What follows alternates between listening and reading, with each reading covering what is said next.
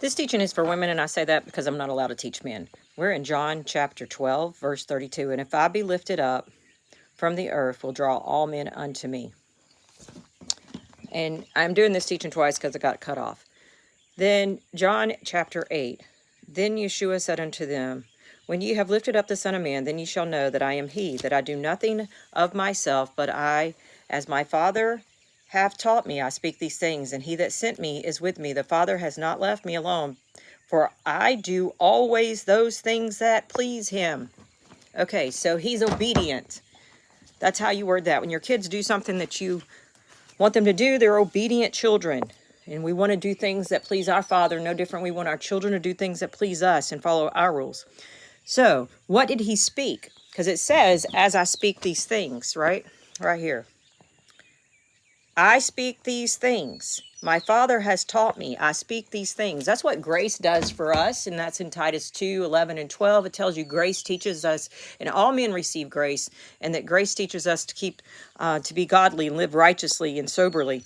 And so, and then Deuteronomy 5:23. So what did the Jehovah speak?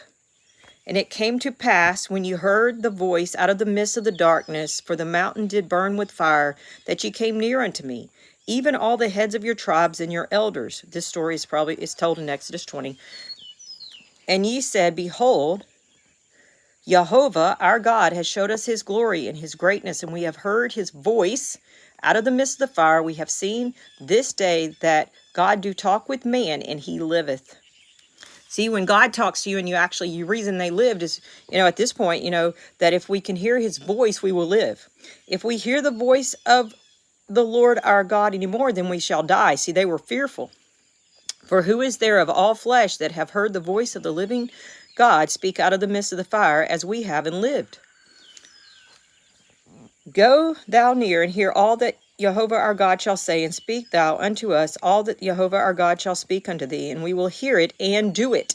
You must do it. It's the 10 Commandments. And Jehovah heard the voice of your words, and you spake unto me, and Jehovah said unto me, I have heard the voice of the words of this people which they have spoken unto thee, and they have well said all that they have spoken. This is Deuteronomy 18. If you go read Deuteronomy 18, I'm not going to flip there. You got to do some of this work on your own. And then that's Acts chapter 3. Go read that, because it quotes Deuteronomy 18. Oh, that there was such a heart in them that they would fear me and keep all my commandments always, that they might be well with them and with their children forever. And if you continue to read in Deuteronomy chapter 6, it tells you that this is how you love the Lord thy God with all thy might, heart, with all thy soul. This is the greatest commandment. Repent and keep